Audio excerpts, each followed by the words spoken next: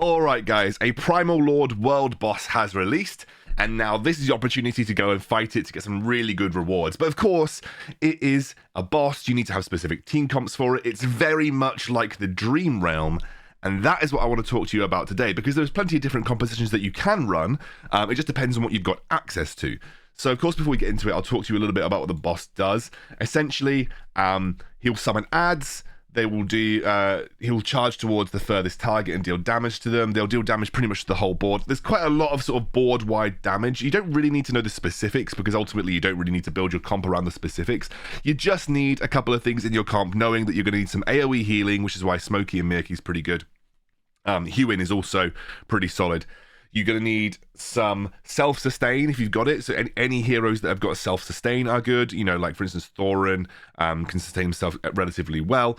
So any heroes that have got kind of self-sustain built into their kit is going to be fantastic. Like Corin as well, absolutely fantastic. And a debuffer to support your teams. So for instance, Mythic Plus Rainier, which I'm sure only the absolute mega whales have got, is going to be good. But you can run Thoran, you can run Kruger, you can run anything like that, for instance. So that's how you want to approach it. Now, there are two different type of comp setups that you're going to need for this, and I'm going to show you them just now.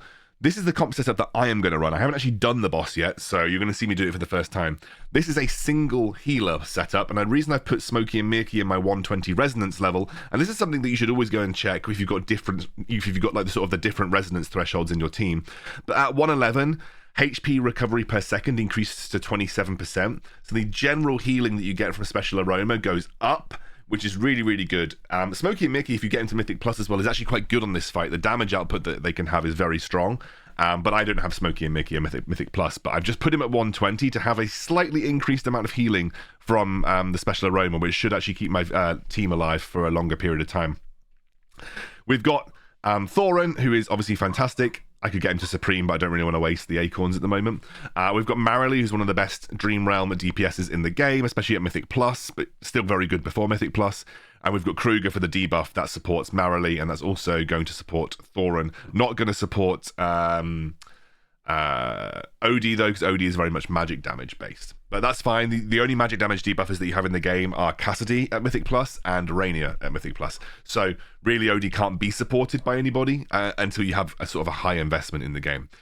What I would recommend doing is, if you're a free-to-play player, I would go for a double heal composition. So if you have Koko, my suggestion would be to run something like this. So you have Thoran, you have you've got Thoran, you've got Koko, you've got Smokey, and you've got Odie. And if you don't have Marilee, or you want to utilize a high DPS Cecia, you can. So for instance, my Cecia and my Valor are both extremely high DPSs.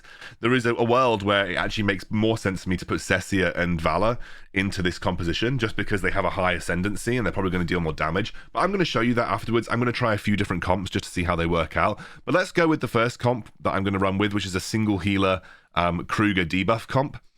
And we're going to give it a go for the first time here. There's, again, plenty of different options. So, no, I don't want to do that. I want to fight Lone Gaze. Right, we've got 3 battles to do here. Right, so we're basically going to test out 3 comps and see how it goes. So, let's not run this comp. Let's run Thoran. Let's run Smokey and Mirky, wherever he's gone. So we want Odie. Actually, I don't want to kill off Odie, but I will put Marilee behind. We want... Where is Smokey and Mirky? Oh, there he is. And then we want Kruger, don't we? So let's run Kruger, who's going to be a bit further down here. Okay, so this is what... Also, in terms of damage, I tend to run Star Shard spell on bosses because it often gives you the most possible damage. There's also people just watching me from the outside, which is kind of crazy. But there we go. So run Star Shard spell if you've got it. If not, I would run something like the healing spell. If you've just got the healing spell, that's probably the best thing. Here's where we get the wolves get summoned down. The mist descends and you can dodge attacks, which is really annoying. Star Shard will also help you clear the wolves as well. We're doing fine here. We're getting a lot of healing. Unfortunately, Smokey and Mirky is outside the healing range for my tanks, but that's okay for the time being. He's jumped all the way to the back line for Smokey and Mirky, and that's okay. Kruger's going to get another debuff on, which is fantastic. He descends into the mist, but we have another nice set of healings. It's a really good heal from Smokey and Mirky. It's going pretty well so far. Don't really feel like I'm doing a lot of damage. I leave it to autocast, by the way, because there isn't really, I don't really feel like there's that many special times to cast things. Because of using Star Shard, the quicker you cast, the better, because you're just going to get more out of it. Okay, here we go. We're going to go again. Okay, so Odie's taking a bunch of damage here. So,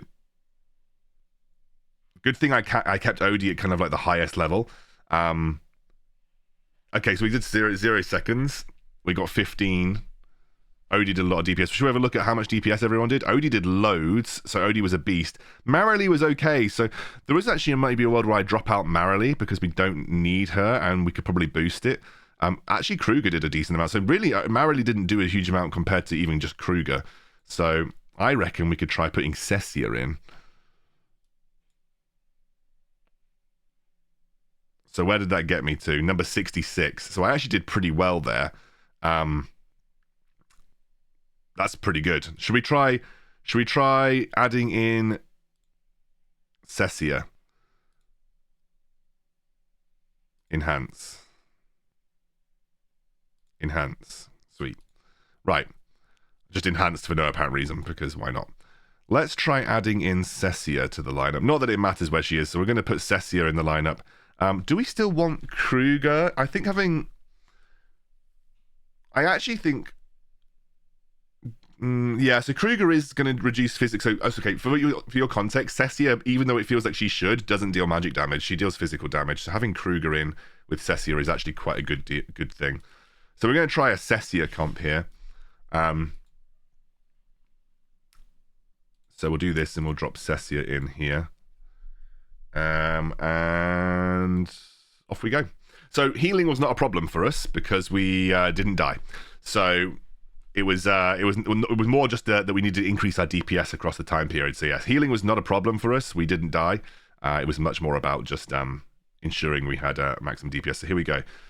I also quite like having Koko with Cecia because it massively increases the DPS from your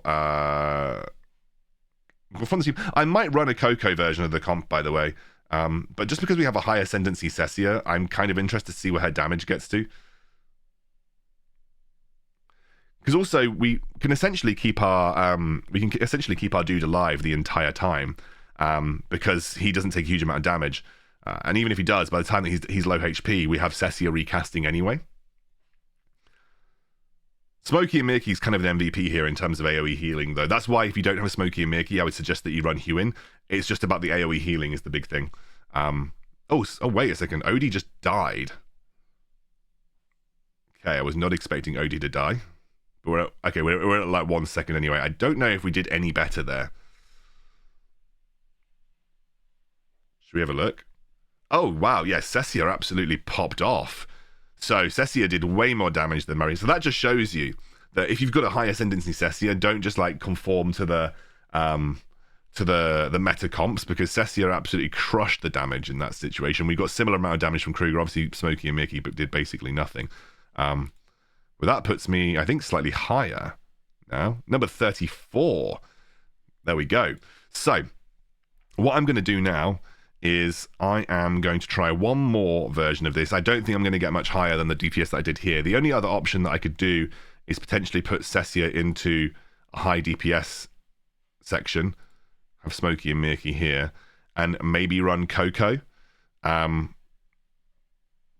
Because Koko in combination, even though they say, okay, so this is going to be difficult because Koko, our physical damage from Cecia will be decreased, but we might get more damage out of Odie. So we're going to run this comp here now. So this is kind of like what we call a free-to-play friendly comp, because it doesn't have, you get Cecia, Koko's A tier, Odie's A tier, and hopefully if you get Thoran, Thoran can be replaced by practically any tank, I think. Like even Granny Dani would be okay. And then Smokey and Mirky could be Hewin, for instance, but obviously you lose the Wilder bonus. Obviously, like there's only certain limitations what you can do, but we're going to give it one more go with this comp now. So we've tried 3 different comps.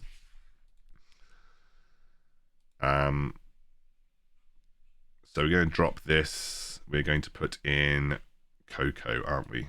Koko. So Koko's going to go in. This is what I am going to run. The only thing is I do need to be careful because I need my Koko to cast after Cecia casts. So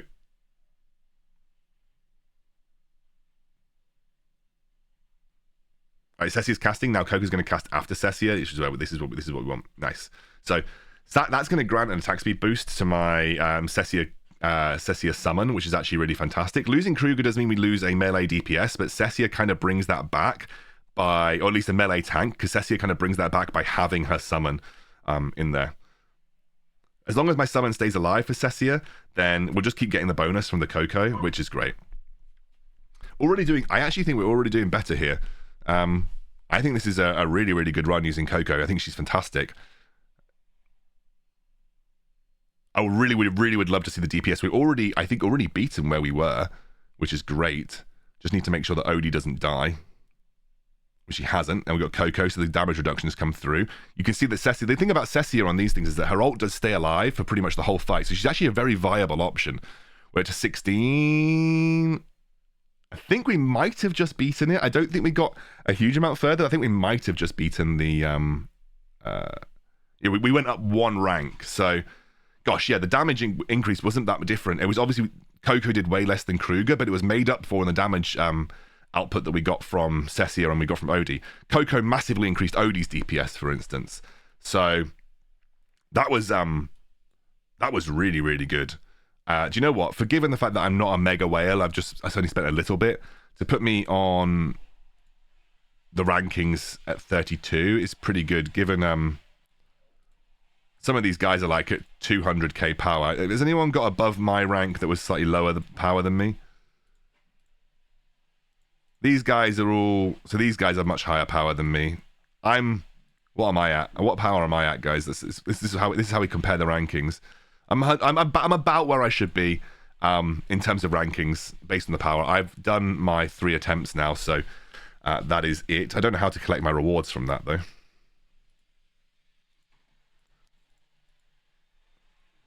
How do I collect my rewards?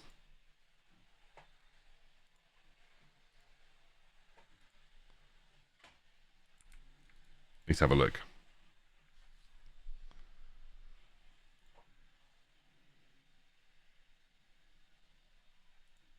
I think you get 3 attempts per day. Okay, so your rewards come automatically. There you go. So those are the 3 teams that I ran for this particular boss, and I think make up, I think are a good way to push as much damage as you can on the boss. Don't neglect having a high DPS Cecia or a high ascendancy Cecia, even though the guides don't always say use Cecia because she's not that great in the Dream Realm. Her summon can stay alive for pretty much the entire fight, and if you can buff it up with Koko, it becomes really strong. So those are the 3 comps. All the timestamps for those will be in the description below. I hope you enjoy. See you soon.